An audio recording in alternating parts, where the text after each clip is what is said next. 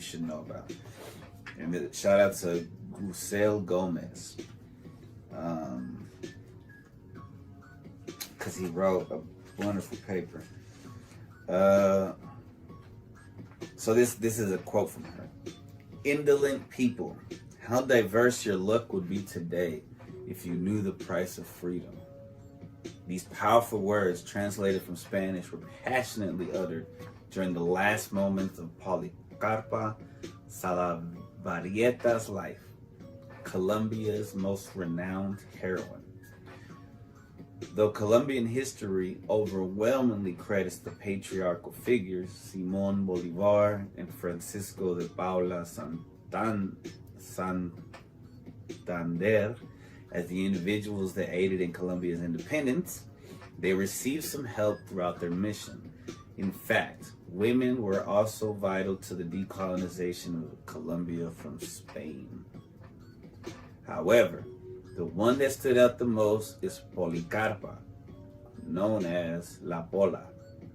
There might not be much information about La Pola, but there's enough to let the world know of her unwavering strength. So it's believed that she was born 1795. Her father, Jose Joaquin Salavarrieta, I'm gonna get it, and her mother, Mariana Rios de Salavarrieta, had 8 other children aside from La Pola. Despite their large family dynamic, La Pola's family was reputable among the village within the city of Galduas, Colombia. Later on in their lives, La Pola's parents decided to leave Galduas and head towards Bogota, Colombia, to a house that her dad got. However, their conditions weren't as favorable to them as they were back in the other town. Sadly, their stay in Bogota didn't lighten up. Around 1802, there had been a smallpox epidemic. And see, that's one vaccine that I'm down for, because I saw this, it's like a meme in Spanish where it showed how many years, decades for each vaccine for them to, to experiment in it and, for them to get it right, for it to be safe. So smallpox was, it affected many of her family members. It killed both her parents and 2 of her brothers. After that, her family dissolved. Her salvation from a life without guidance came from her older sister, Catarina. In 1804, she had gotten the resources to be able to move back to Galduas and live with her godmother, Margarita Beltran. Thankfully, Catarina took La Pola and her younger brother, Viviano, back to Galduas with her. Years later, her sister got married to Domingo Garcia and took both her siblings to live with him. Her surroundings were politically charged while La Pola was growing up. Catarina's godmother, Margarita Beltran, was part of a family that had been active in fighting against the colonizers in 1781, which highlighted their dissatisfaction in being part of a colonized nation. Catarina's husband, Domingo Garcia, also became involved in patriotic battles during this time. Unfortunately, he lost his life in a battle he fought in a campaign led by Antonio Nariño. Her younger brother, Viviano, became a veteran of that same campaign. Though his fate wasn't as tragic as his brother-in-law's, he did return to Galduas badly injured after enduring imprisonment by the colonizers. All of these events instilled the importance of patriotic spirit and molded La Pola's mentality. So she's just around this chaos, right? And they're just having these battles in Spain. So I'm assuming because Colombia's in South America, I bet you there's like all kind of, like they have their hands full. Spain has their hands full. Policarpa Salavarrieta's or La Pola's sole purpose in life hadn't always been to fuel political rebellion. Instead, she was someone who obtained an education, even though in those times women weren't regarded as much, let alone worthy enough of an education. Her family allowed her to learn how to be literate. Remember, reading is fucking important. Your freedom can fucking depend on it. It is said that La Pola was even allowed to teach in public schools. She was also trained as a seamstress, a career that became of great use to her in the future. Damn, she was a teacher too? Man, shout out to La Pola. Policarpa. So her political endeavors started in Gaduas. However, she quickly had to flee alongside her brother Bibiano to the capital once the rebellious attitudes were noticed. Since they had a letter signed, sounds like me and my sister. Since they had a letter signed by two patriotic guerrilla leaders, Ambrosio Almeida and Jose Rodriguez, they were able to enter the capital easily. Since La Pola wasn't recognized by the locals in Santa Fe, she had the liberty to roam freely. This allowed her to become part of the patriotic groups of the capital and join their chapters.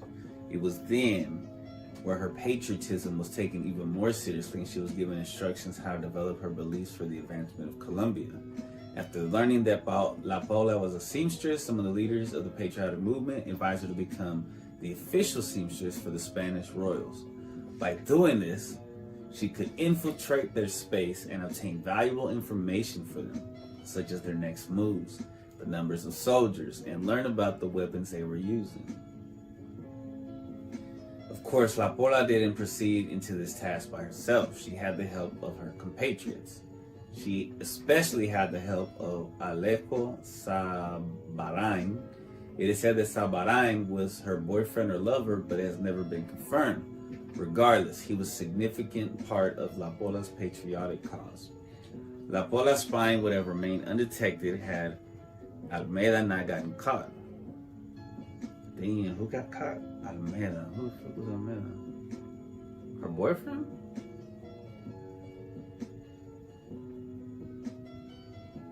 Who the fuck is Almeida?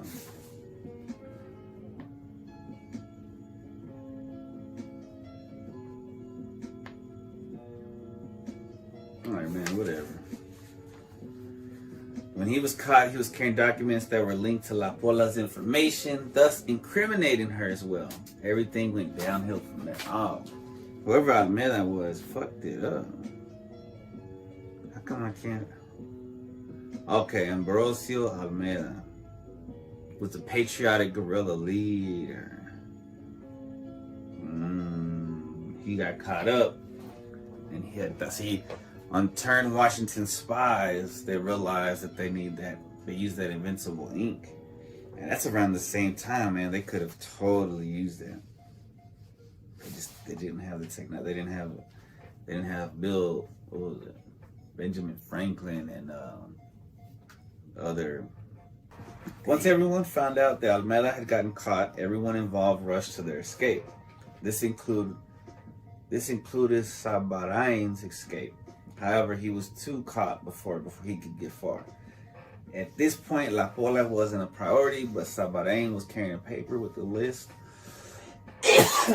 provided by La Pola when he was caught. This gave the Spaniards enough reason to go to her immediately after Sabarain's arrest.